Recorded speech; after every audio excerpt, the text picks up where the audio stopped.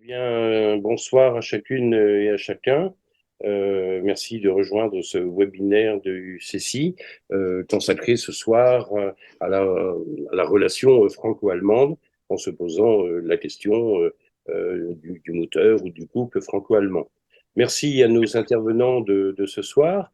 Merci à Mara Grimminger, qui est membre du Team Europe Allemagne, je crois, et qui est actuellement en direct de Bruxelles pour échanger alors de son expérience, mais aussi tout ce qu'elle sait faire en tant que jeune européenne, hein, puisqu'elle est aussi la vice-présidente des jeunes européens en Allemagne. Plus des études appropriées sur les questions européennes. Nous sommes ravis, Mara, de te recevoir ce soir dans ce webinaire. Merci à Alphonse Scholten, qui est un enseignant en Allemagne, un professeur éminent, puisque lorsque l'on sait l'étendue de ses enseignements, on reste pantois. En tout cas, un spécialiste de la relation franco-allemande, j'allais dire plutôt que spécialiste, un amoureux, hein, de la relation franco-allemande, et c'est un grand bonheur de se retrouver par-delà nos frontières et dans un esprit de pleine et complète fraternité. Alors une fraternité que l'on partage avec Pierre Mainguy, qui est une personnalité nationale importante, puisque un des membres du Team Europe France, en ce qui le concerne, professeur à l'université et très actif président de la Maison de l'Europe de Seine-Maritime. Alors, on va rentrer tout de suite dans le détail de nos questions. D'un côté du Rhin à l'autre, on emploie un terme différent pour évoquer la relation franco-allemande. Pour les uns, c'est le moteur, pour d'autres, c'est le couple.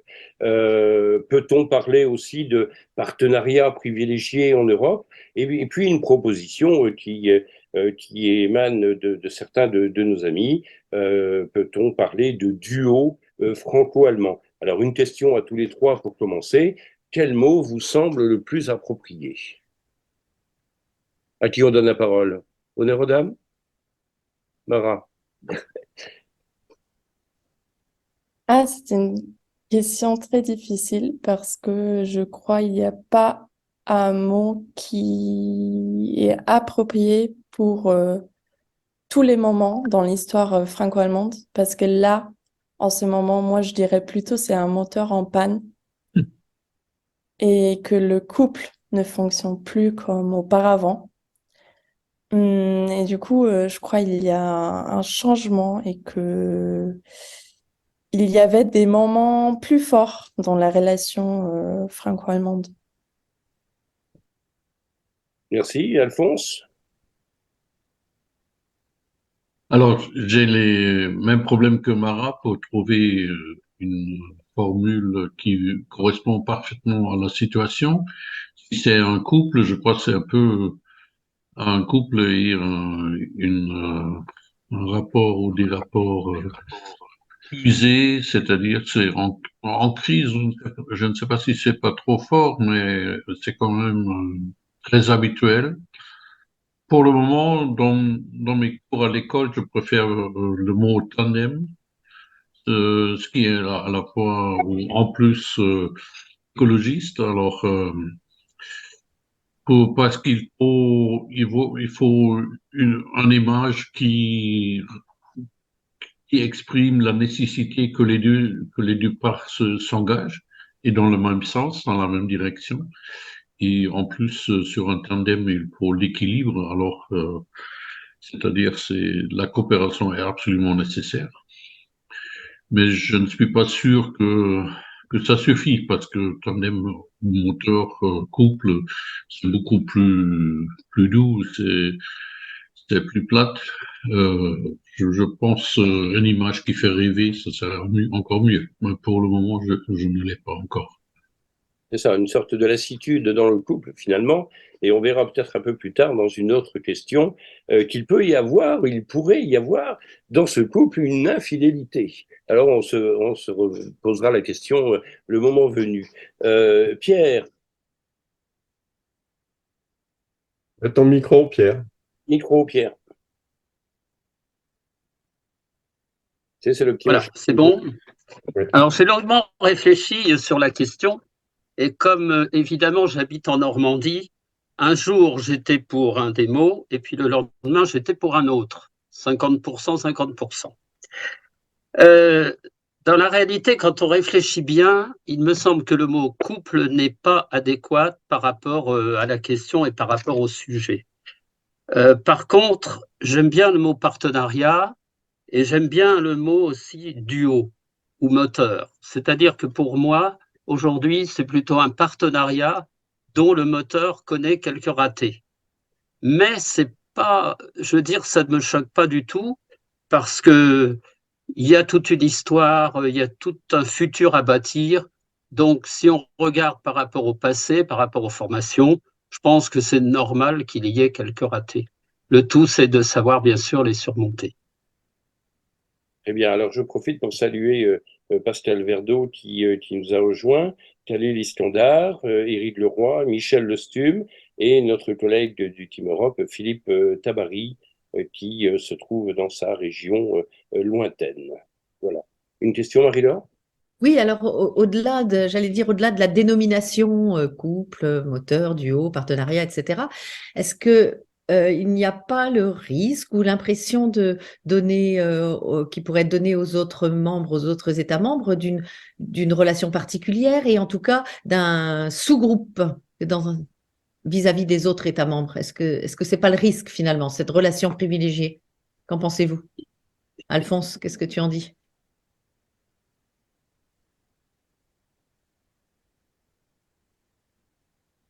Alphonse, il n'y a pas de micro. J'y arrive. Euh, oui, c'est effectivement un problème que le tandem, le couple, le partenariat a toujours fait créer des ressentiments des autres côtés, mais on a vu lors des discussions sur l'État, sur le budget de 7 ans de la Commission européenne, qu'il y a aussi d'autres groupes qui se forment. Le groupe des pays de l'Est, je ne trouve pas le mot pour le moment, mais c'est Pologne, Hongrie et les Tchèques, Slovaques. C'est aussi un groupe qui s'organise pour défendre leurs intérêts. Et aussi de notre côté, c'est quoi les quatre épargnants, les quatre qui voulaient pas dépenser trop d'argent, néerlandais, Suède, Finlande. Je pense que ça, c'est à la mode actuellement dans l'Union européenne, mais c'est aussi un problème en général. Et si le couple franco-allemand devient un couple qui défend uniquement ses propres intérêts, ça serait dommage. Il faudrait qu'on arrive à trouver des solutions qui correspondent bien aux besoins de tous et qui sont des réponses européennes, et pas seulement des réponses franco-allemandes ou même allemandes, Lara? mais vraiment un Pardon. truc bien réfléchi qui est dans l'intérêt de tout le monde. Oui. Alors, il semblerait que, voilà, on a perdu un tout petit peu la connexion, mais on a compris l'essentiel de ton propos, Alphonse. Pierre, qu'en dis-tu? Que dis-tu de ça? Eh bien, écoute, moi, je pense que c'est quand même un partenariat particulier dans l'Union européenne. Particulier pourquoi? Parce que il y a quand même des coopérations renforcées par rapport au reste de l'Union européenne. Il y a aussi, j'allais dire, quelques institutions qui n'existent pas par rapport aux autres, qui sont particulières, j'allais dire, à ce duo franco-allemand. Il y a d'abord, il y a quand même des régiments franco-allemands. Bon, ça, c'est quand même important à souligner.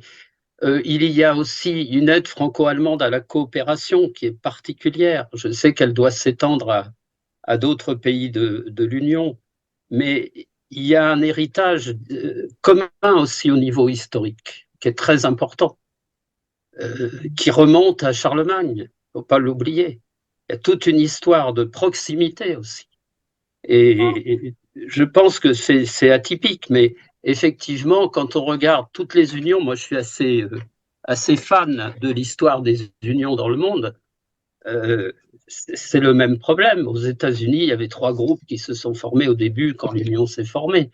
Il y a si on regarde la Suisse, tout au long de sa formation, elle avait des groupes qui parfois ne s'entendaient pas toujours très très bien, ne serait-ce que les groupes linguistiques.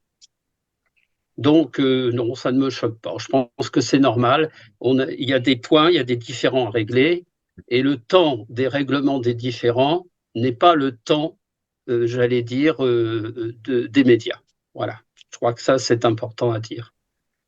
Alors, Moi qui ai fait beaucoup d'international, beaucoup de relations internationales, je vois que parfois, sur des sujets, eh bien, il faut passer des heures et des heures, il faut trouver les bons mots, il faut trouver la bonne analyse. Ça, c'est assez difficile. alors Mara, ce sous-groupe, cette légitimité dont parlaient Alphonse et Pierre à l'instant, est-ce que tu la partages également? Moi, je trouve qu'il n'y a rien d'illégal parce que dans les traités européens, on parle aussi de differentiated integration, c'est-à-dire que pas tous les membres par exemple, font partie du Schengen ou de Banking Union. Du coup, je trouve ça pas du tout surprenant. Et surtout aussi, si on regarde le leader role du moteur franco-allemand, je trouve ça juste logique qu'en fait, on a encore une très bonne coopération. Et il y a aussi le trio France, la Tchèque et l'Allemagne. Il y a aussi plein de programmes et de collaborations. C'est un peu moins, mais après, c'est aussi plus difficile d'organiser des activités entre 3 pays, il faut aussi avouer. Mais je trouve ça très légitime et très logique et je vois aucune raison parce que, enfin, c'est pas interdit à aucun pays de ne pas collaborer plus avec un autre pays dans l'Union européenne. En fait, il faut juste saisir la possibilité et l'avantage. C'est un petit peu comme si on voulait traduire là aussi la diversité des situations.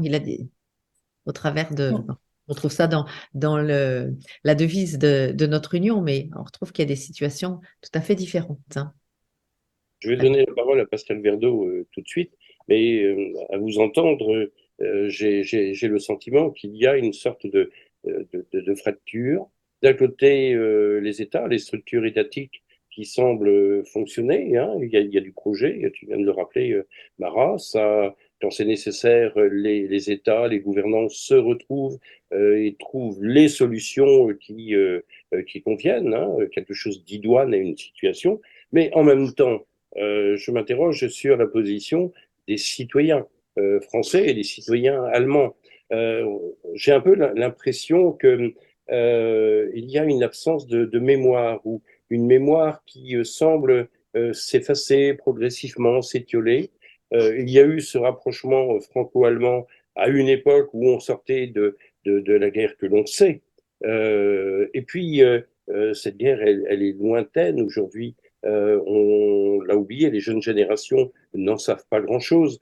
Eux, quand on leur parle de la guerre, et j'ai fait l'expérience cet après-midi devant des collégiens, ils parlent de l'Ukraine.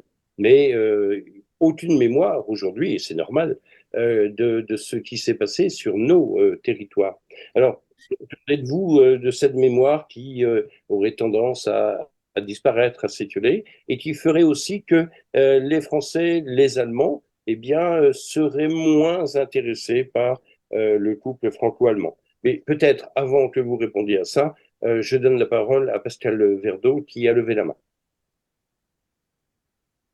Oui, bonjour à tous. Bonjour Emmanuel, merci et pardon, mais j'ai un petit problème de caméra là qui ne s'allume pas. Écoutez, bon, au-delà de la sémantique, je suis en train de lire. Tu parlais de mémoire, moi je suis en train de lire les mémoires d'un de nos grands ambassadeurs, Claude Martin, qui était en poste à Pékin au moment de la Révolution culturelle, mais qui a toujours été fasciné par la langue allemande, la culture allemande, et qui a ensuite été ambassadeur à Bonn. Alors, sur le plan anecdotique, Claude Martin dit qu'il a demandé plusieurs fois à Jacques Chirac de le nommer en Allemagne, et Chirac finalement le convoque et lui dit, mais est-ce que vous préférez pas plutôt, Monsieur Martin, retourner en Chine, vous serez plus heureux. Et Chirac ajoute d'un air un peu désabusé, vous savez, les Allemands en ce moment, ils ne sont pas faciles. Donc voilà, rien n'a été donné, rien n'a jamais été facile, comme le disait Pierre Mingui dans la relation franco-allemande. Moi, pour avoir beaucoup travaillé sur le Green Deal européen, j'ai quand même vu un accroc extrêmement important récemment, une volte-face allemande que l'on n'attendait pas. Vous savez, sur la fameuse date 2035 et donc fin des véhicules thermiques, on appelle ça fin des véhicules thermiques. Dans la directive, c'est plutôt zéro émission. On est dans ce qu'on appelle la neutralité technologique. Et les Allemands se sont servis de cette neutralité technologique pour dire, ben nous, on fait machine arrière. Ils n'étaient pas les seuls, les Polonais, Italiens ont suivi, mais pour revenir en arrière sur un accord politique qu'ils avaient signé, qu'ils avaient entériné, et dire, ben, on sera au rendez-vous avec les autres Européens en 2035 à condition que vous nous donniez une exemption, et notamment pour mettre du carburant hybride dans les moteurs de nos voitures, un peu à la demande de certains constructeurs allemands qui ne sont pas prêts sur l'électrique. Donc voilà, c'était quand même récemment, et pour avoir passé 25 ans à Bruxelles, la première fois. Alors je sais qu'il y a des problèmes dans la coalition allemande, selon qu'on parle à tel ministre libéral ou au ministre de l'économie qui est un vert. Euh, je voulais vous parler de ça parce que je crois que cette volte-face, je ne trouve pas d'autre nom, a créé une forme de déchirure et a beaucoup choqué effectivement à Bruxelles. Eh bien, une réponse? Philippe Barry avait aussi levé la main. Oui, oui. Alors, Pascal, j'en profite hein, avant d'oublier. Nous aurons besoin de toi au mois d'octobre.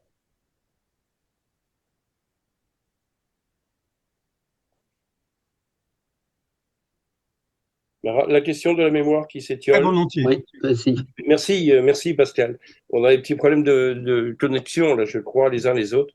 Oui. Il y a un message qui arrive avec un tout petit peu de retard.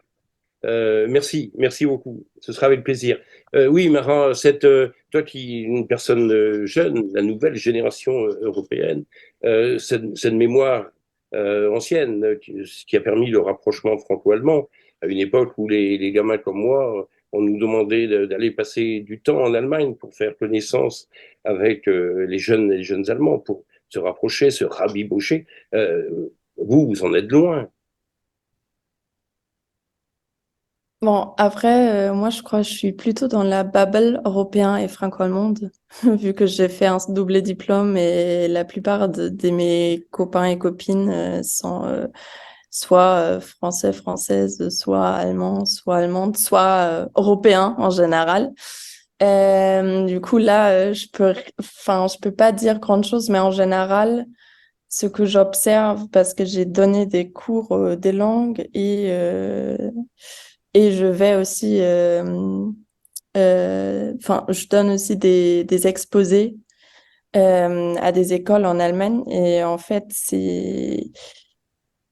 en Allemagne, on se concentre en ces moments très sur l'Allemagne, en général. Enfin, pas seulement en ce qui concerne la politique extérieure, ce que montre très bien Scholz, mais aussi, j'ai l'impression, en ce qui concerne l'apprentissage des langues et l'ouverture d'esprit en Allemagne. Enfin, ce vendredi, j'étais un peu choquée par certains commentaires des jeunes euh, qui m'ont dit qu'ils vont voter pour la AfD parce qu'ils ont marre de migrants en Allemagne.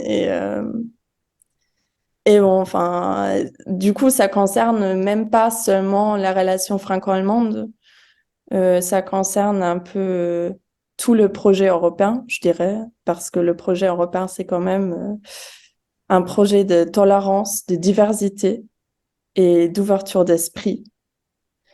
Et aussi, la plupart de mes élèves de cours de langue, ils sont juste là, ouais, en fait, je veux juste revivre le cours de français et dès que je peux, c'est fini, hein. C'est bon, c'est mort, j'oublie, je veux plus parler français. Voilà, peut-être pour aller en vacances, pour commander un croissant, un café, hop là. Et c'est quand même dommage. Mais après, c'est compréhensible parce que la plupart parlent anglais maintenant. Du coup, c'est plus facile de juste apprendre une autre langue, ce qui est anglais. Et concernant le commentaire de Pascal, je crois que c'était, oui, je suis tout à fait d'accord. À Bruxelles, on n'était pas du tout content de ce que l'Allemagne a fait. Et je crois les pays membres de l'Union européenne ne sont pas très satisfaits de la politique de Scholz et du gouvernement allemand en ce moment. Et moi non plus. Mais bon, c'est une opinion personnelle. Et je trouve, enfin, comme j'ai dit, que l'Allemagne est trop concentrée sur soi en ce moment. Ils oublient que l'Union européenne est encore là, que la relation franco-allemande, elle est là et elle a servi aussi des intérêts allemands. Enfin, faut pas se mentir là-dessus, que l'Allemagne, elle a profité énormément de l'Union européenne aussi. Et j'ai l'impression qu'on oublie cela, ce dernier temps. Et pour les jeunes, j'espère que ça va changer. Et c'est pour ça, en fait, c'est très important qu'il y a des gens comme nous ici, qu'on discute et qu'on donne notre opinion et notre expertise à la nouvelle génération. Très bien. Il y a manifestement une question de culture également, une question linguistique. On voit très bien lorsque l'on parle, et Pascal le rappelait, de neutralité technologique, on joue sur les mots aussi. Hein. Dans une langue ou dans une autre, un concept tel que celui-là n'a pas forcément le même poids. Nous n'avons pas forcément la même vision du monde, le même sens.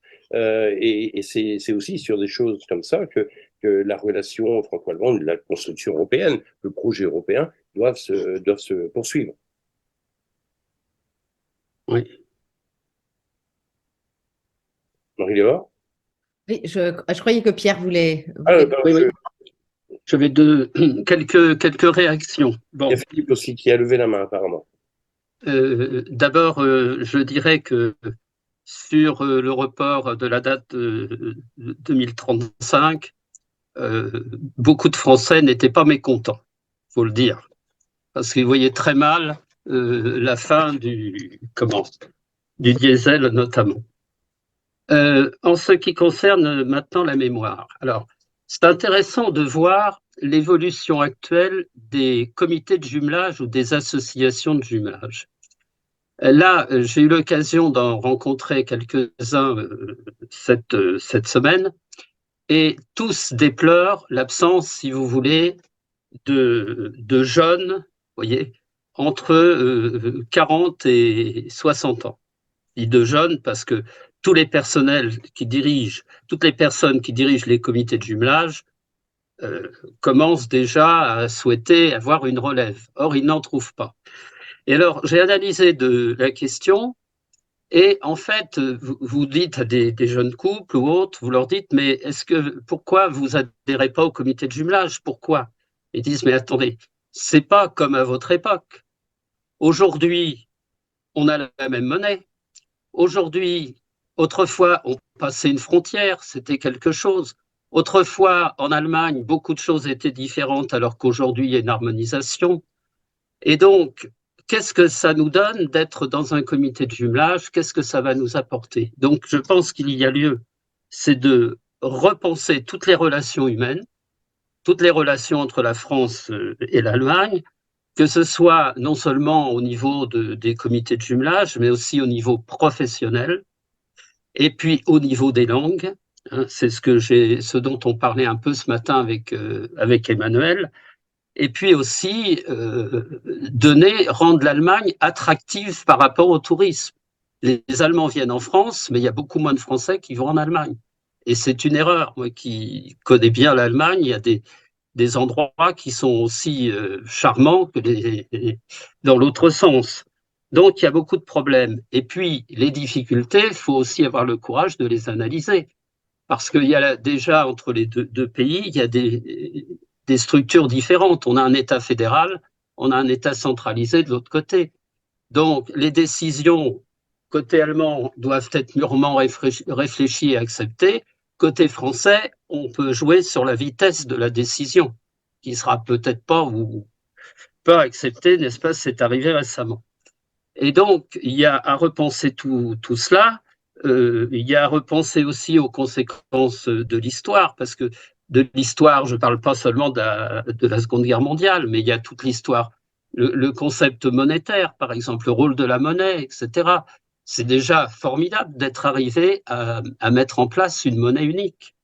C'était pas gagné. Moi, j'ai refait toute l'histoire, j'étais au groupe euro de la Commission, et avec quelques collègues ici.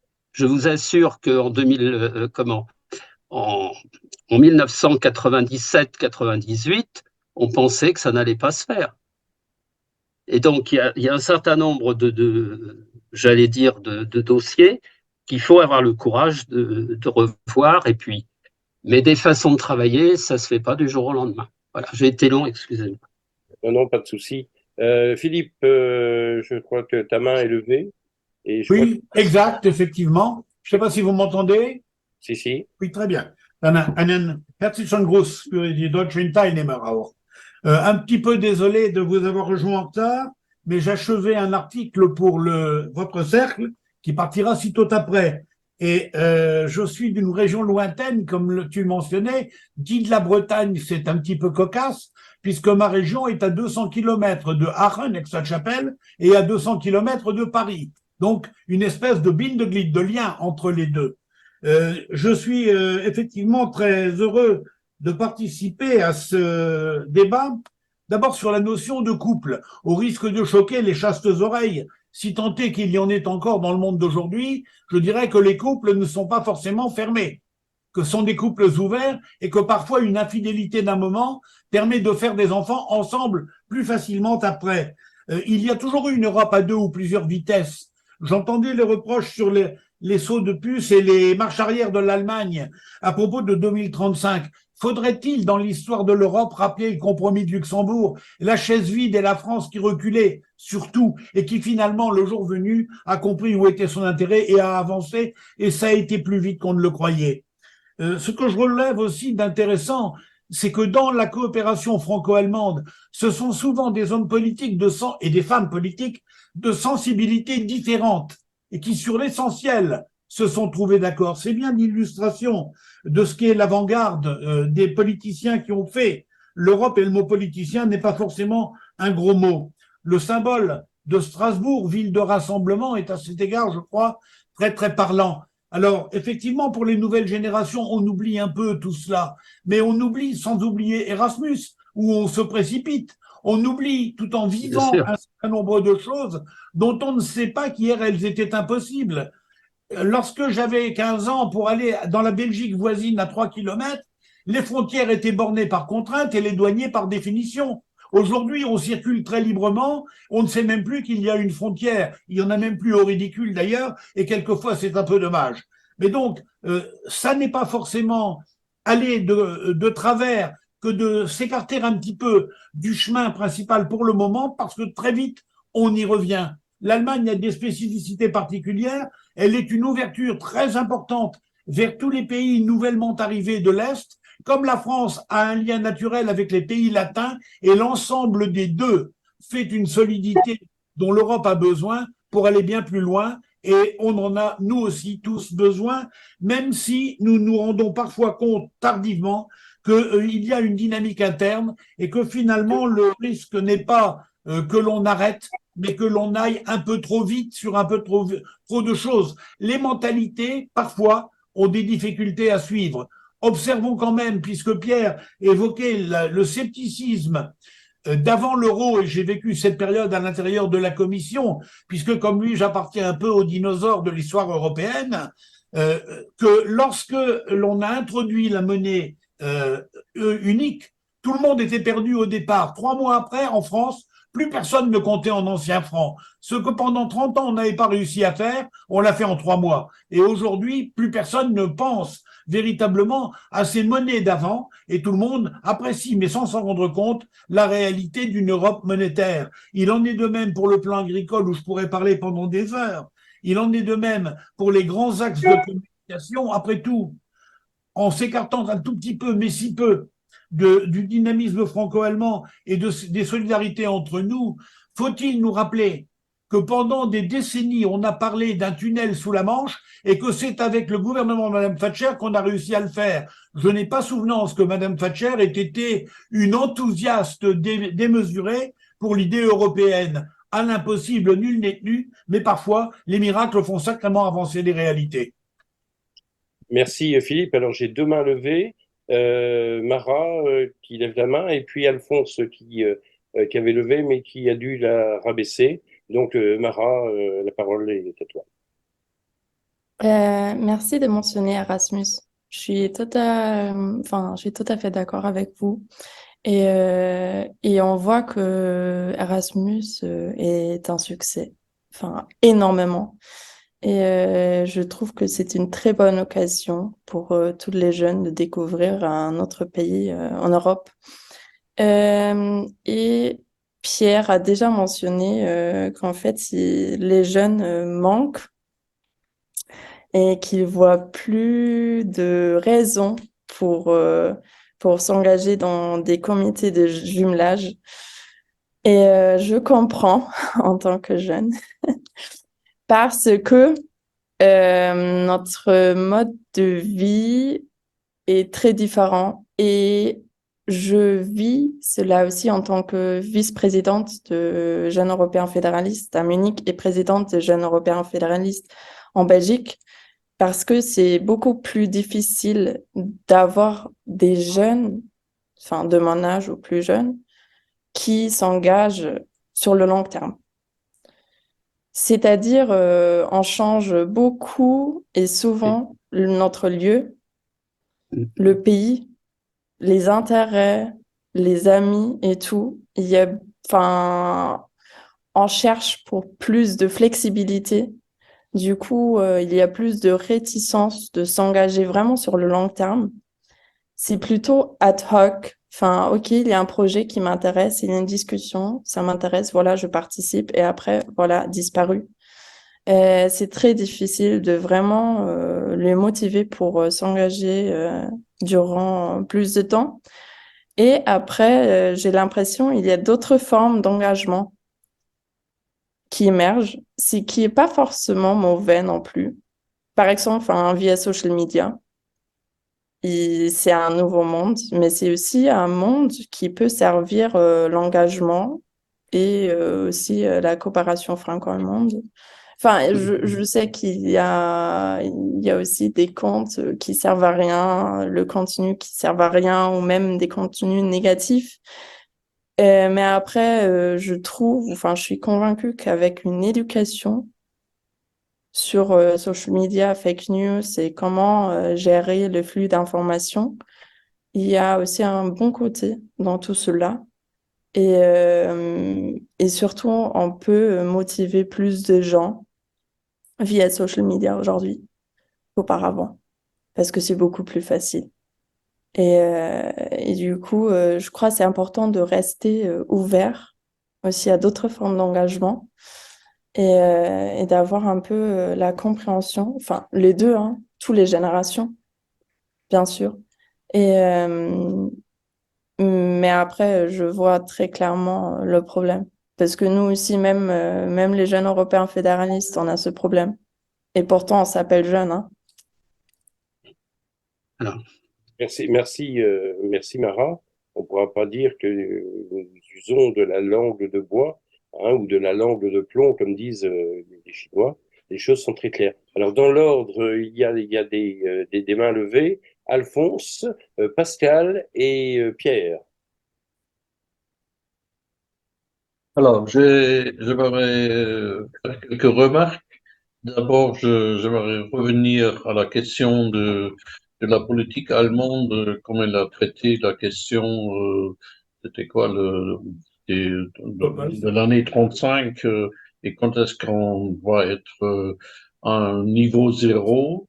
Alors, dans les journaux, dans les médias que moi j'ai consultés, cette affaire était aussi lue dans le sens que le gouvernement allemand n'est pas vraiment à la hauteur des processus européens et que c'était une erreur dans la méthode plutôt qu'une volonté d'être complètement opposé.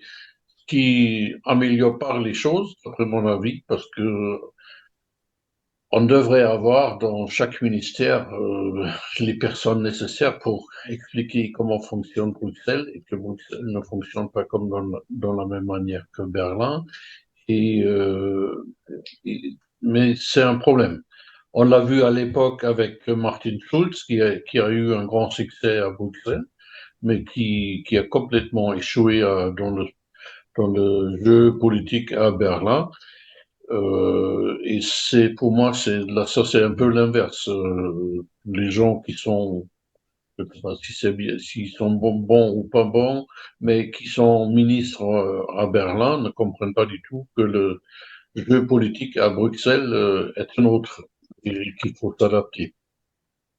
Et autre chose, là, pour le futur des relations franco-allemandes, pour moi, c'est aussi nécessaire, je vais noter le mot parce qu'il est difficile pour moi, démutualisation des relations franco-allemandes, je crois que c'est absolument nécessaire.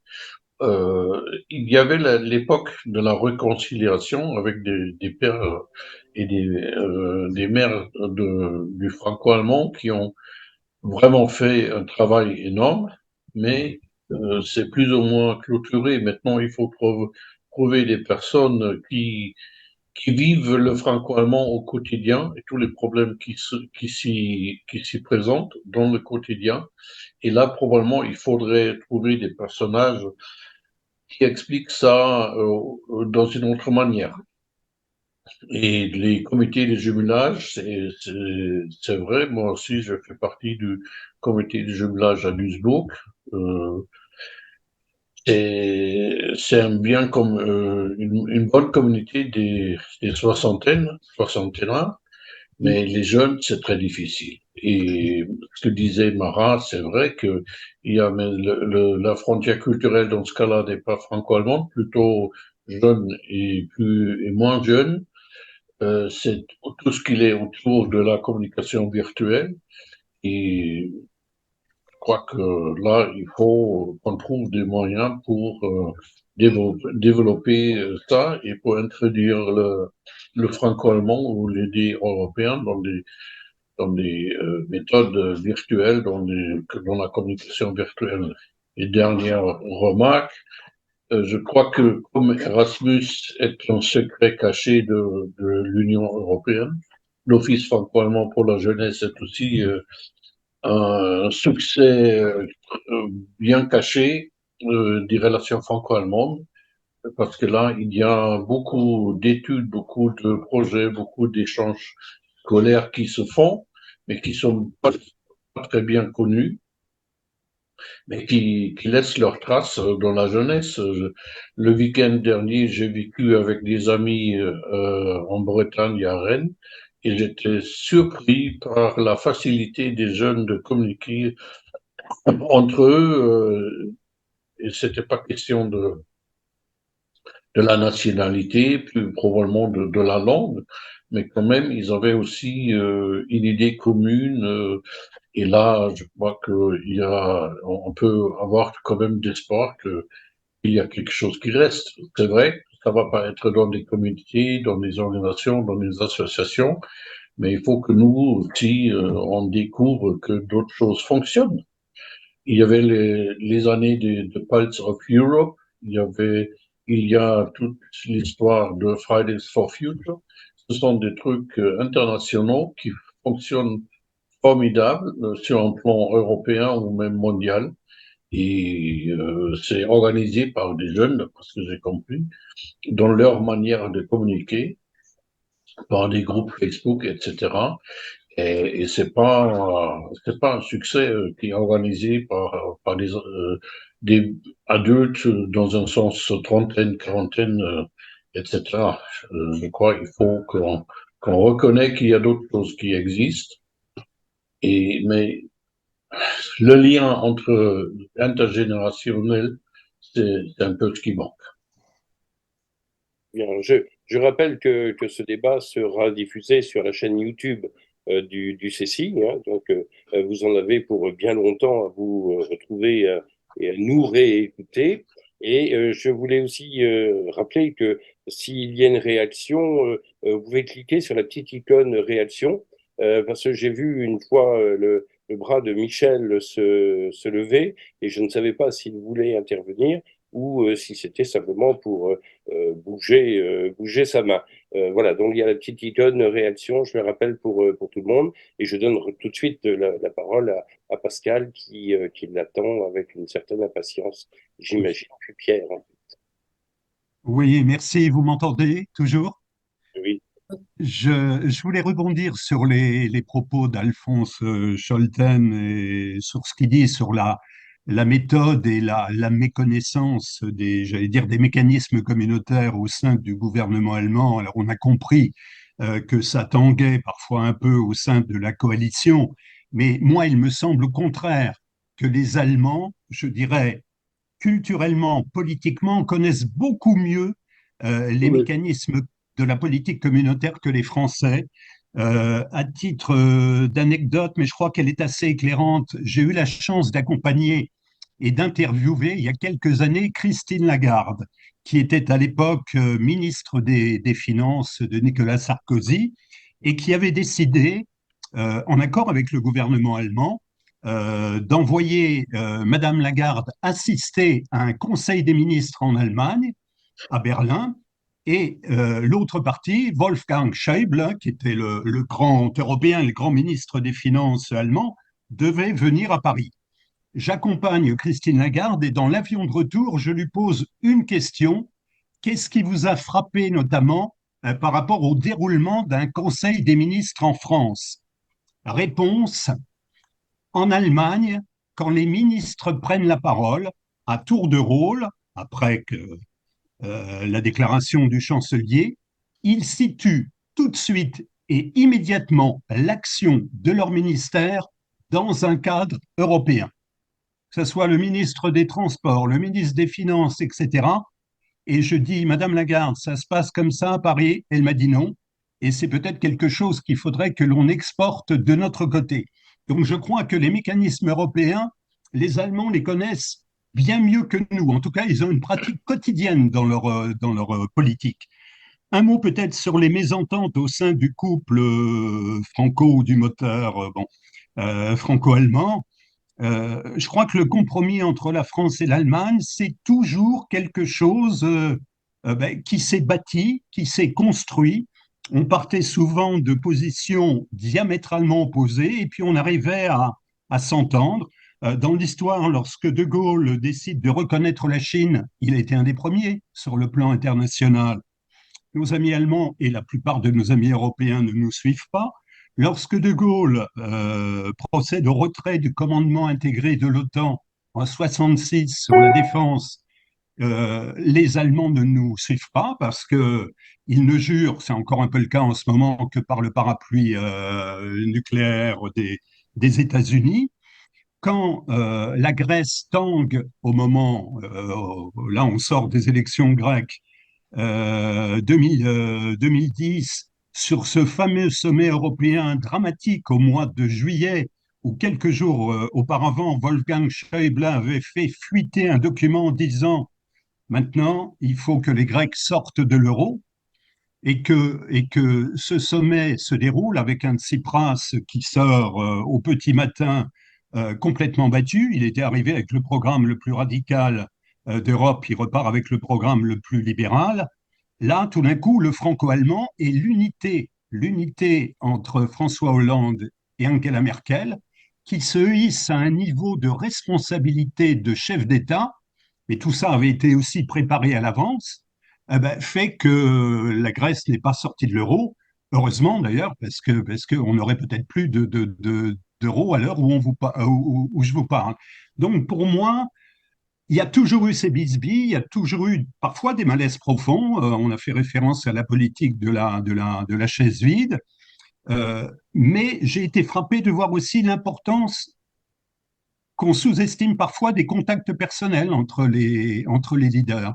Et parfois, même si tous les opposent, Sarkozy, Merkel, ça ne fonctionnait pas très très bien, j'allais dire, dans les atomes crochus, physiquement.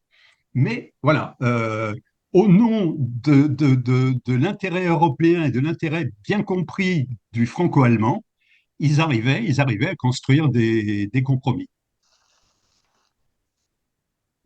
Merci Pascal. Parole à Pierre. Oui, ben, je suis tout à fait solidaire de tout ce qui a été dit. Je voudrais juste ajouter trois choses. La première, qui me paraît importante, c'est d'insister sur la mobilité de la génération des plus de 30 ans, et notamment toute cette génération qui travaille. Je crois qu'il faut mettre un accent sur les coopérations qui peuvent exister entre entreprises, parce que ça, c'est franchement important. Je voulais d'ailleurs rappeler une chose. On a parlé d'Erasmus tout à l'heure, Mara a parlé d'Erasmus, mais il ne faut pas oublier qu'il existe aussi une disposition pour permettre à des adultes de plus de 30 ans de bénéficier d'Erasmus. Et notamment au sein de la Fédération française des maisons de l'Europe, dont Éric Leroy d'ailleurs est un représentant, il travaille sur ce sujet, vous savez que la Fédération a un certain nombre de postes pour permettre à des adultes, quel que soit leur âge, mais impliqués dans les maisons de l'Europe, de faire une semaine à l'extérieur, dans une autre maison, donc ça peut être utilisé pour la relation franco-allemande, on l'oublie. Il y a aussi, tout à l'heure, on a parlé des jeunes, faut pas oublier, donc, il y a le corps européen de solidarité. C'est important. Je vois, par exemple, la Maison de l'Europe a envoyé une jeune femme pour travailler dans l'équivalent, une kita, hein, l'équivalent d'une école maternelle. Et c'est une jeune femme qui a un peu moins de 30 ans, mais vous voyez, on est au-delà d'Erasmus, même s'il y a une forme de gestion commune. Donc, il existe beaucoup de possibilités. Il existe l'outil, bien sûr, il y a l'OFAGE, il ne faut pas oublier. Il y a évidemment le Fonds citoyen franco-allemand. Donc, je crois qu'il faut les utiliser, il faut faire vraiment des projets. Et je crois que, par exemple, nous en avons fait un, nous avons associé les comités de jumelage, et les comités de jumelage ont découvert toutes ces possibilités. Pourtant, des comités de jumelage qui sont bien enracinés au niveau franco-allemand. Et puis, il y a un point important qu'on ne doit pas négliger, c'est le problème de la langue. Alors, tout le monde dit, on parle anglais. OK. Vous savez, mon ancien doyen qui était devenu sénateur avait une phrase célèbre, ne pas parler anglais, c'est être aveugle, mais ne parler que l'anglais, c'est être borgne. Et j'aimais beaucoup cette phrase parce qu'elle disait bien ce qu'elle voulait dire. C'est-à-dire que c'est pas par l'anglais qu'on pénètre, entre guillemets, une autre société. C'est par la langue. C'est la langue qui nous permet, connaissant la langue, d'entrer dans la pensée de la personne que l'on a en face. Or, je pense que du côté français, on a quand même des efforts à faire pour apprendre l'allemand. Ça a évolué, hein. Vous voyez, quand j'étais en terminale, je me souviens, le programme d'allemand, c'était la vie de Gengis Khan écrit en gothique. Bon, pour aller chez l'épicier ou pour parler avec un ami, c'était quand même pas terrible. Mais par contre, il reste franchement des efforts. Moi, j'ai ma petite fille qui a 3 ans d'allemand. Je l'emmène en Allemagne. Elle n'arrivait pas à parler, ni au restaurant, ni à l'hôtel, ni dans un commerce. Et je lui dis, tu fais quoi? Ça fait 3 ans d'allemand. Elle me dit, je fais le subjonctif, je ne sais plus, 2. Ah, donc je crois qu'il y a quand même, moi je dénonce ce genre de choses parce que donc il y a vraiment un problème. Il faut quand même apprendre l'allemand pour communiquer et pas apprendre l'allemand au départ pour se faire plaisir. Voilà. Alors, Voilà ce que Alors, je voulais dire. alors Sont quelques remarques. il y a Pierre, deux, pardon. pardon, oui, il y a encore deux mains de lever, Michel et Philippe. Alors, est-ce qu'on est sur la continuité des propos qui viennent d'être tenus, ou bien peut-on passer à une question nouvelle et vous donner la parole ensuite? Michel? Oui, je crois, oui, c'est... Moi, je revenais au titre de l'intervention, que je trouve ça très intéressant, mais dans le titre de l'intervention, il est question du moteur ou couple des relations franco-allemandes. Et inévitablement, et je ne suis pas étonné, on parle autant de l'Europe que du couple franco-allemand. Pourquoi? C'est notre vocation aussi, hein, qui Oui, veut ça. oui, mais il y a le titre. C'est pas un reproche, hein, parce que il faut parler des deux. Mais le couple franco-allemand, il faut reconnaître que pendant un temps, il a considéré qu'il était le moteur de l'Europe. Un moteur principal, disons, sans dire le moteur. C'est ça. Une question, l'est-il toujours? C'est tout le contenu du plan Schuman-Monet, hein, finalement, hein, qui se retrouve aujourd'hui d'une certaine manière. Et s'il y a une faiblesse dans ce couple, n'est-ce pas lié à une réorganisation profonde de l'Europe, essentiellement ramenée, modifiée profondément par le conflit en Ukraine, qui a complètement déstabilisé des forces dans lesquelles, progressivement, de toute façon, l'Allemagne montait en puissance, et je ne parle plus de politique, je suis plus orienté vers la partie économique, mais l'Allemagne montait en puissance, d'une part, et la France, ben, je te l'ai déjà dit, la France a une situation économique qui n'est guère brillante, ce qui ne veut pas dire qu'on n'a pas des atouts, on a même des choses extraordinaires. Mais globalement, au niveau de l'État, l'État est en faillite. Ça. Et, Michel, n'allons pas trop vite parce que c'est l'objet de deux autres questions qui vont arriver ah bon, derrière. alors tu On va vois, essayer- voilà. Mais ça veut dire que tu es tout à fait dans le fil de la réflexion finalement. Mais on garde tes propos et tu reprends la parole tout à l'heure. ouais, ben, ok.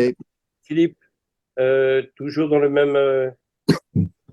droit fil des discussions précédentes, où on peut passer à une question.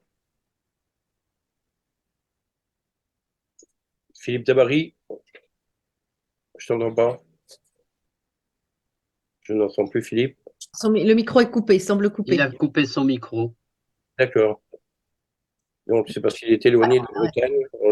Pascal vient de rouvrir son micro, il souhaite peut-être compléter en attendant. Oui, simplement un complément. C'est C'est bon? vrai que le... Vous C'est m'entendez? bon? Oui, alors on entend Philippe et Pascal en même temps. Pardon. Ah bah, Pascal n'a Philippe, qu'à parler, je vais faire les gestes. Voilà, très bien. Allez, on fait comme ça. Non, ben, laissons Pascal, je reviendrai après. Oui. oui, non, ce que je voulais dire par rapport à l'intervention précédente, c'est vrai que sur les conseils européens en général, le conseil commence le jeudi après-midi à 16 heures et 2 heures auparavant, le chancelier ou la chancelière voit le président de la République. On essaye de préparer les choses en amont. Après 25 ans à Bruxelles, je vois bien que depuis le grand élargissement et la guerre en Ukraine a été un révélateur, le moteur franco-allemand ne peut plus tirer l'ensemble de la voiture, ne peut plus à lui tout seul tirer l'ensemble de la machine. Le pouvoir en Europe s'est déplacé. Il est reparti aussi vers la Pologne, vers les pays baltes, vers tous ces pays, il faut bien le dire, pour avoir couvert, moi, de mon côté, la libération des pays de l'Est et la fin de l'Union soviétique, tous ces pays qui ont été bien plus clairvoyants que nous. Nous, la vieille Europe, comme dirait l'autre, les Français, les Italiens, les Allemands, etc., quant au dessein de Vladimir Poutine. les Nordiques également. Ils se préparent depuis très longtemps et pas uniquement depuis l'annexion de la Crimée. Donc il y a là un décentrage extrêmement important sur lequel notre partenaire allemand a un temps d'avance sur nous parce que pour les Allemands, la Mitteleuropa, c'est quelque chose qui existe depuis longtemps, ne serait-ce qu'à travers la géographie de l'Allemagne.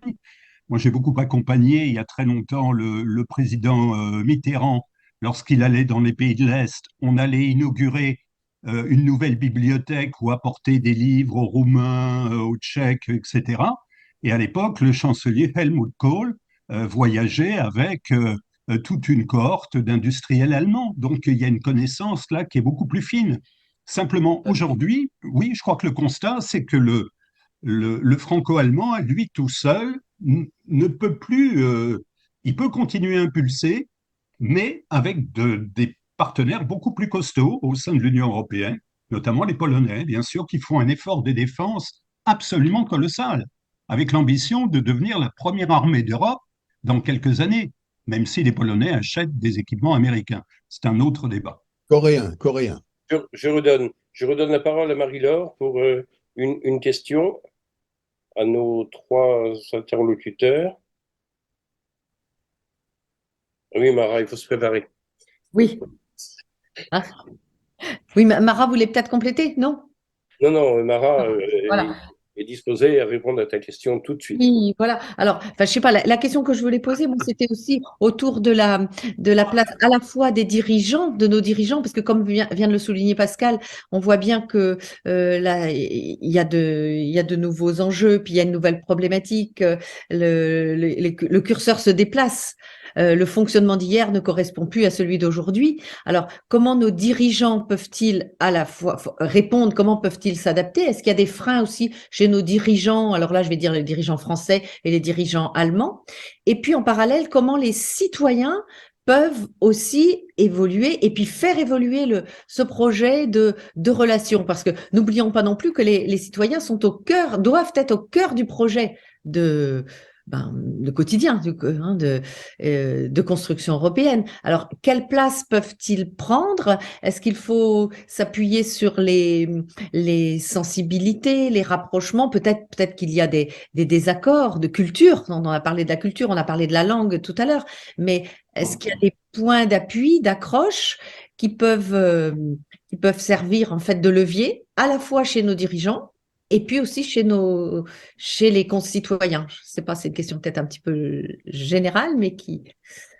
Mara, Alphonse et Pierre.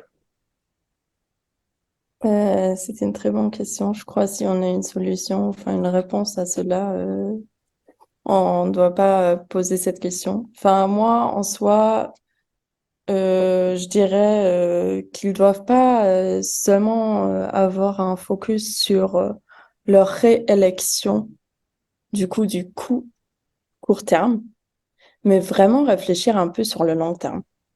Enfin, parfois, j'ai juste l'impression, tout le monde pense juste, ok, que dois-je faire pour être réélu et dans mes 5 ans, c'est qui est important. Mais non, enfin, en fait, enfin, peut-être je suis un peu trop dans la philosophie politique, mais si on pense aux grands philosophes, Rousseau, Kant et tout le monde, bah, il y a un intérêt général.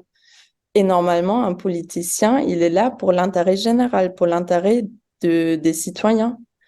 Et pour moi, c'est pas du tout l'intérêt général. Si ces politiciens est réélu ou pas, peu importe, hein, en fait, c'est qui est important, c'est que ces politiciens, ils servent les citoyens, les Européens, son peuple. Il fait son meilleur pour que son peuple va mieux et qu'il améliore la situation et le futur et qu'il donne une future aux prochaines générations. Sauf que j'ai l'impression que c'est très rare dans les pensées des politiciens de vraiment penser dans l'intérêt général et de ne pas penser dans des intérêts personnels ou peu importe. Il y aurait un télescopage entre les ambitions personnelles et le bien-être des États, du pays, quoi. C'est ça que tu veux dire, Mara? Ah bah oui, bien sûr. Enfin, je sais pas, mais déjà, écoutez, comparer le mode de vie d'un chancelier ou d'un ex-chancelier en Allemagne et juste une personne qui nettoie, je sais pas, les toilettes d'une école. C'est pas la même chose. Du coup, c'est plus difficile de comprendre leurs problèmes, mais il faut pas oublier. Et du coup, pour moi, c'est ça l'intérêt général, de vraiment aussi penser à ces personnes-là, de ne pas juste tout voir dans le mode du business, de l'argent. Enfin, après, je suis aussi contre BIP, hein. Je trouve qu'il y a des choses qui peuvent beaucoup mieux mesurer comment une nation va que le BIP, parce que c'est pas seulement que l'économie va dire si une nation va bien ou pas bien. Il y a beaucoup plus de choses qui vont dire si une nation va vraiment bien ou pas. Et c'est pas seulement compté pour moi en termes économiques. Et après, il faut pas oublier combien de femmes ne sont pas payées pour du travail social. Et sans elles, on aurait, enfin, on serait où? Merci beaucoup ce que vous dites, Clara. Ça fait du bien. La recherche ou la poursuite du bien commun, hein, du maritain ou du mounier dans le texte. Hein. Merci, merci Maraz, non, c'est très intéressant. Oui. Oui, Alphonse, réaction à la question de Marie-Laure? Oui, volontiers, parce que ça me rejoint un peu dans l'idée qu'il faut aussi parler de l'éducation, que la situation du monde d'aujourd'hui, je ne sais pas si c'est plus complexe qu'avant, mais en tout cas, il est très complexe et on pourrait rajouter encore pas mal de choses. Et surtout, les méthodes encore se changent complètement ou ont changé ou sont en train de changer. C'est-à-dire, on a parlé de fake news, etc. Ça joue énormément, je pense, dans le processus politique. Mais en même temps, il faut voir si on veut trouver l'intérêt commun. Beaucoup de différentes cas sociaux, mais aussi des relations avec des pays étrangers.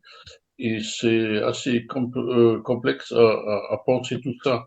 Et je me demande, en tant que professeur d'école, si nous sommes vraiment capables d'enseigner ou d'éduquer nos jeunes à vivre dans un monde tellement complexe et de réagir et de se décider dans un tel contexte. Et ça, c'est un défi énorme pour notre système éducatif.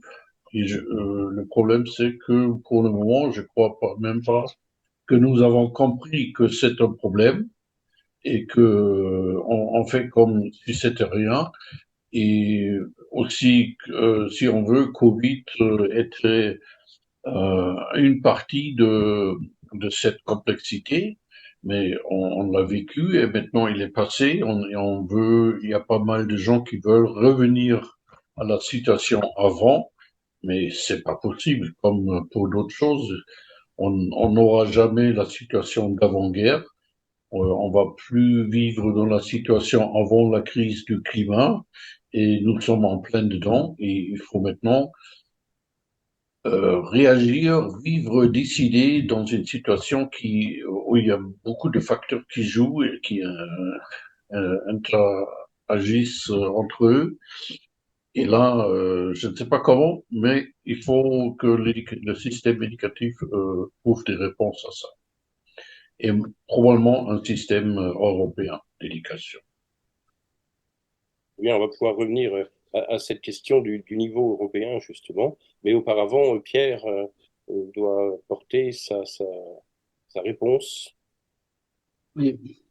Je crois que déjà, je partage ce qui a été dit. Alors tu me diras, c'est facile, mais je crois que les citoyens, plus j'observe la population autour de moi, et plus on s'aperçoit en fait qu'on a des cercles d'intérêt. C'est-à-dire, on a d'abord l'intérêt de proximité. Et puis petit à petit, les cercles s'élargissent et le pourcentage de personnes intéressées va en décroissant. Et les politiques, face à ça, eh bien, les politiques, ils sont confrontés à plusieurs problèmes. En général, c'est quand même l'idée de se faire réélire. C'est de satisfaire la population dans la proximité. Mais je le vois par exemple chez nous où on a bien sûr la ville et on a la communauté urbaine. Eh bien, je connais plusieurs personnes qui ne reconnaissent pas les fonctions, vous voyez, les compétences de la communauté urbaine.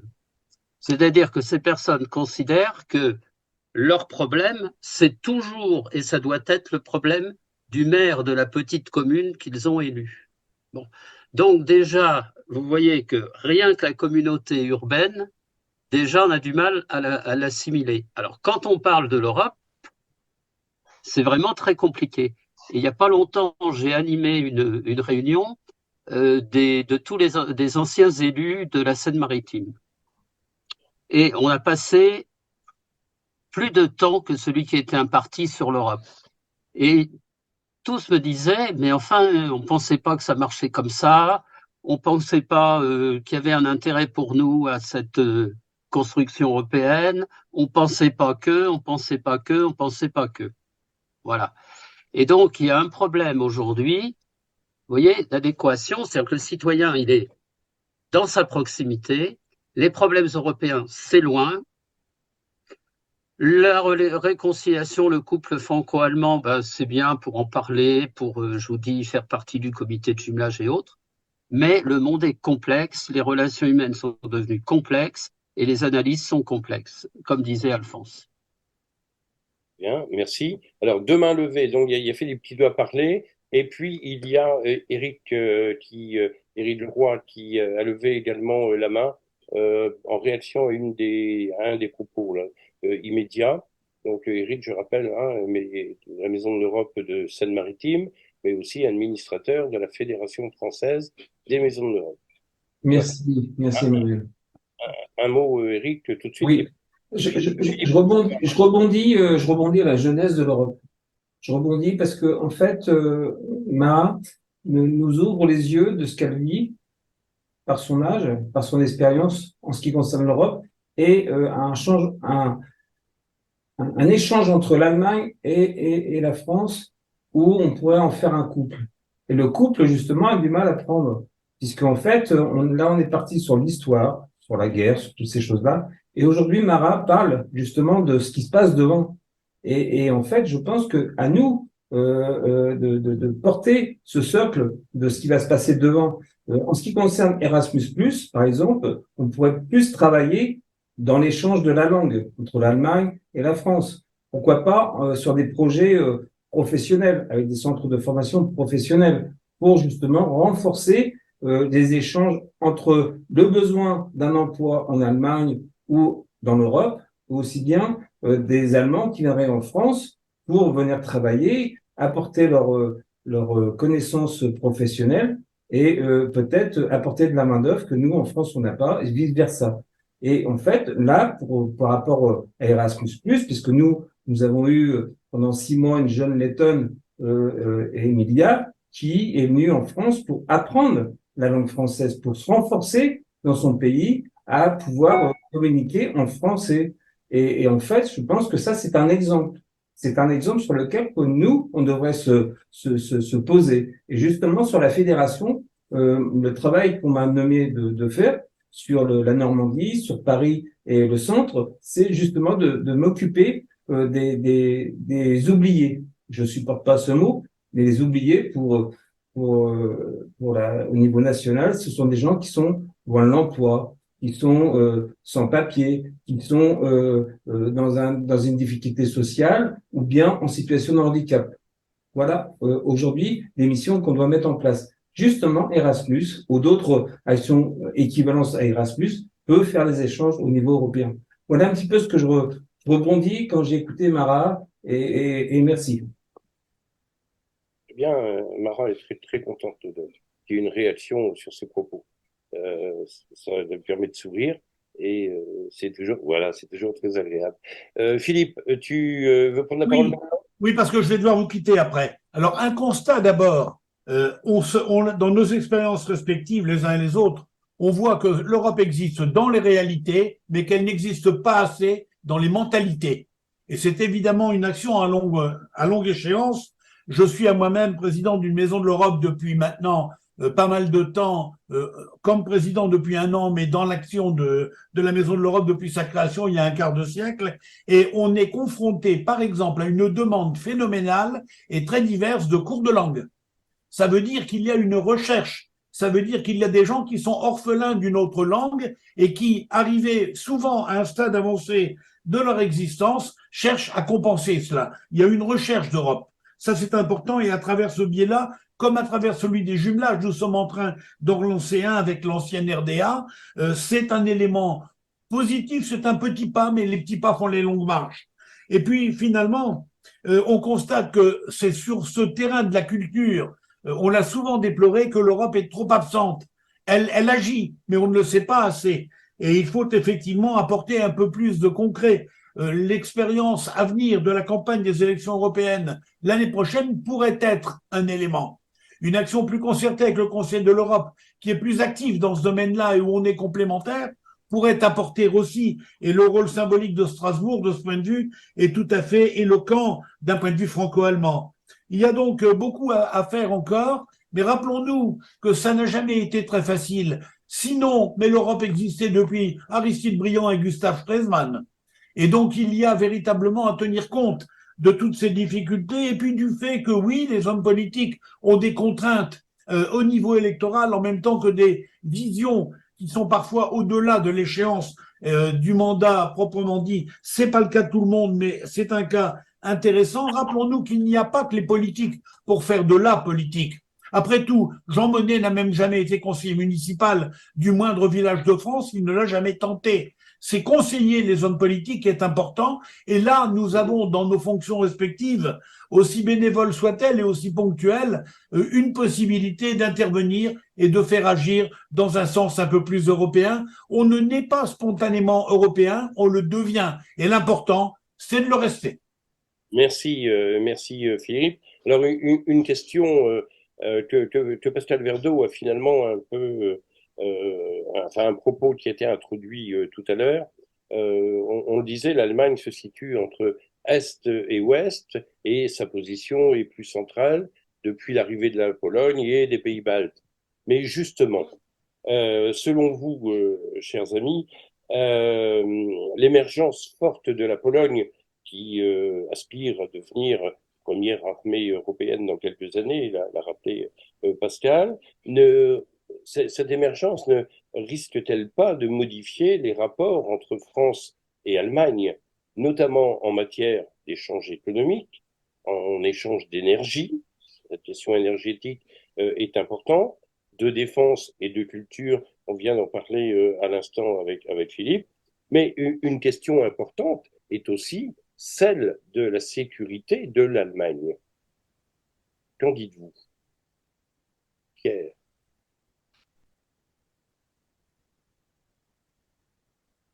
Je vois que ma question laisse dubitatif.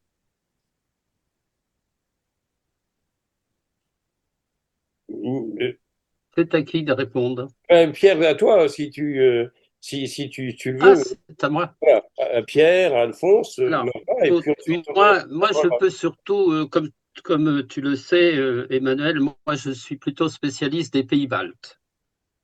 Bon. Donc, sur le rôle de la Pologne, je suis moins apte à répondre, si tu veux. Ce que je vois, par contre, si on peut parler 2 minutes des États baltes, en plus de ça, je reviens, j'étais avec Eric, justement, on a travaillé à Riga, et l'ambassade de France nous a fait un tableau de la situation de de la Lettonie et puis des questions linguistiques. Il se trouve que dans ce pays-là, en Lettonie, le russe va passer de sa 2e place, ils vont le rétrograder à la 3e place. Alors, que trouve-t-on à la 2e place? On trouve l'allemand. C'est-à-dire que, en fait, la France et l'Allemagne vont se partager les 2 langues pour la 2e place en Lettonie. Donc, l'allemand 80% et le français à peu près 15%. Donc, vous voyez déjà, c'est assez déséquilibré. Alors, il y a 2 façons de faire. Soit chacun y va pour convaincre tous les établissements scolaires lettons de faire de l'allemand plutôt que du français, et les Français pour dire vous faites du français plutôt que de l'allemand. Alors, on a proposé une solution qui est celle de présenter en commun les avantages de parler français et les avantages de parler allemand. Donc, une initiative commune. Et c'est là où j'ai noté, je pense qu'il est important, si le couple franco-allemand, bien que j'ai rejeté le mot couple, si le duo franco-allemand veut retrouver un peu de leadership en Europe, il doit faire un certain nombre de projets communs vers les autres. Et je crois que le Fonds citoyen l'a parfaitement compris, puisqu'on nous a annoncé que dorénavant, on pourrait adjoindre à tous nos projets franco-allemands un 3e pays de l'Union européenne. Donc, je crois que c'est quand même une démarche assez positive et importante, vous voyez. Parce que sinon, on va reprendre une guerre stupide à l'extérieur même des frontières de nos 2 pays. Je pense que, donc voilà ce que je peux dire sur la Lettonie, et donc une avancée. Et puis côté Pologne, bon, j'ai eu l'occasion de travailler en Pologne, mais pas suffisamment pour vraiment m'en faire une idée. Voilà. Très bien. Merci Pierre. Alphonse, cette question, la position plus centrale aujourd'hui de l'Allemagne avec l'arrivée de la Pologne, enfin, l'émergence de la Pologne, les distances des pays baltes, qu'est-ce que ça peut changer en matière d'économie, d'énergie, de défense, mais surtout, y a-t-il une question réelle en Allemagne sur la sécurité même de ce pays dans le contexte complexe qui est le nôtre et notamment la proximité avec la Russie? Alors, d'abord, oui, je crois que le fait que l'élargissement de l'Union européenne a changé beaucoup de choses en 2004, parce que le rôle de l'Allemagne, qui était juste d'ici là, la frontière est de l'Union européenne, ce rôle est passé à la Pologne, aux Pays-Baltes, à la Hongrie, à la Roumanie, et nous sommes devenus plus centrales. Ça, c'est quelque chose que nous n'avons pas encore pensé jusqu'au bout, je crois que ce que ça veut dire. Mais ce qui est clair, c'est que le rôle de la Pologne est beaucoup plus important, parce qu'ils sont le pays avec la frontière avec la Bélarussie, avec l'Ukraine, et dès que l'Ukraine devient aussi un pays de la communauté européenne, de l'Union européenne, le centre de l'Union européenne va encore plus à l'est, je crois, va aller plus à l'est, et ça inclut l'histoire et l'économie et la culture. Et nous ne sommes pas, ou moi, j'étais pas du tout conscient à l'époque qu'est-ce que ça peut changer complètement et qu'est-ce que ça peut changer en tout dans toutes les relations qui existent. Pour nous, en tant que sécurité, notre rôle a complètement changé depuis la guerre en Ukraine, et c'est le mot Zeitenwende, je crois, il est connu maintenant aussi dans d'autres langues. Et là aussi, nous ne sommes pas encore arrivés à la fin de comprendre toutes les conséquences de ce changement. Et comme je disais tout à l'heure, le plus petit rêve qu'un jour on va rentrer dans une situation comme avant la guerre, Ça, je n'y crois pas. Ça va pas être le cas. Il faut qu'on va maintenant avec ça. Même si un jour, et bientôt, j'espère, l'Ukraine gagne cette guerre, il faut trouver une solution qui permet un ordre de paix. Et là aussi, je crois que le couple franco-allemand a un grand rôle à jouer parce que on connaît, là encore, nos expériences après la Deuxième Guerre, comment on peut éviter qu'il y ait une guerre de suite peut déclencher, probablement peut nous aider à trouver une solution. C'est difficile à réfléchir au-dessus là-dessus. Par exemple, pour moi, j'en ai dans mes classes des jeunes ukrainiennes qui ne veulent rien que la victoire et qui sont plutôt émotionnels dans la situation de dire rien avec la Russie, c'est fini, on veut plus de contact avec Très bien, merci. le sens politique. Je crois qu'il est inévitable d'avoir des contacts. Merci Alphonse. Mara, je ne sais pas si Mara est complètement disponible pour répondre à la question. Elle a été entendue ou pas entendue?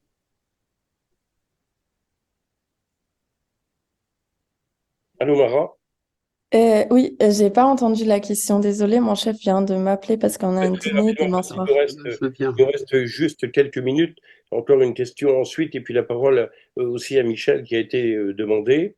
On parlait de la position centrale de l'Allemagne aujourd'hui par rapport à la Pologne et aux pays baltes. Et une question était qu'est-ce que ça allait finalement changer cette centralité un peu nouvelle face à une Pologne qui revendique plus une position beaucoup plus forte, mais aussi les pays baltes qui montrent leur résistance et qui en veulent. Est-ce que, et une question intérieure, est-ce qu'il y a une inquiétude en Allemagne, par exemple, pour la sécurité même du pays? Je crois qu'il y a une question de sécurité et une inquiétude de sécurité, mais je crois en suivi en ce moment une mauvaise approche parce que on pense qu'on peut résoudre cette problème, cette inquiétude via une stratégie nationale et non européenne. Et pour moi, c'est pas une solution. Parce que les pays sont plus forts ensemble, même en ce qui concerne la sécurité. Une Allemagne seule, bah voilà, rien. Et, et du coup, oui, il y a sûrement cette inquiétude, mais la méthode ou le processus de combattre ce problème-là, pour moi, ce n'est pas le bon processus ni la bonne méthode. Et je crois qu'en ce moment, l'Allemagne est un peu trop, bah, comme j'ai dit, trop concentrée sur soi. Et enfin, je sais pas pourquoi je pense ça, mais j'ai l'impression qu'on est un peu trop arrogante. Enfin, on se croit vraiment, oui, on est le milieu de l'Europe et on peut faire tout et n'importe quoi. Enfin, comme par exemple ne pas respecter la méthode européenne. Je sais plus qui a dit ça, mais oui, c'est sûr. Enfin, c'était un non-respect de la méthode. C'était surtout ça. Mais en fait, c'est pas possible. Un gouvernement doit savoir comment fonctionnent les choses en Europe. Et surtout, déjà, OK, ce non-respect a eu lieu, mais du coup, après, normalement, c'est le devoir du chancelier de dire oui, je m'excuse au nom de ce ministre pour ne pas avoir respecté la règle. Mais il n'a rien fait. Et pour moi, c'est un manque de respect. Et ça montre un peu l'arrogance en mode non, on survit sans l'Europe. De toute façon, on paye juste. Voilà, on s'en fout un peu, on se concentre sur soi. Et je trouve ça, c'est pas du tout la bonne voie. Mais je crois, comme vous pouvez entendre, je suis pas un grand fan du nouveau gouvernement. Après, j'ai pas voté pour ça, hein, mais voilà. Moi, je savais déjà en avance que ça va pas être ouf, mais j'avais encore l'espoir que ça va être un peu mieux. Mais je trouve que ça s'empire. Et j'ai hâte pour les nouvelles élections et j'espère que ça va changer dans le bon sens. Très bien, merci. Alors Michel, il nous reste moins de 5 minutes et je voudrais donner la parole pour un mot de conclusion à chacun de nos invités. Donc, juste une remarque rapide, mais précise. En matière de défense, euh, l'Allemagne n'avait aucune stratégie de défense, donc je vois mal comment on peut faire une défense commune avec un pays qui n'a pas de stratégie de défense, parce qu'on ne peut pas définir des matériels à visée stratégique si on n'a pas de stratégie. La France a une stratégie de souveraineté qu'elle n'est pas capable d'assumer faute de moyens financiers. La France attend de l'Allemagne une contribution complémentaire en moyens financiers pour essayer de maintenir un équilibre souverain sur un certain nombre de matériels qui sont de toute façon en nombre insuffisant. À côté de ça, tu te trouves avec les pays scandinaves qui ont parfaitement assimilé. À noter en particulier que nos accords avec la Suède en matière d'armement se passent mieux qu'avec l'Allemagne.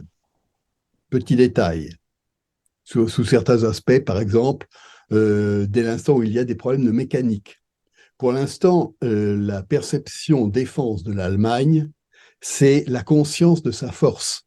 Alors que Marat dise arrogance, peut-être que ça peut être compris comme une arrogance.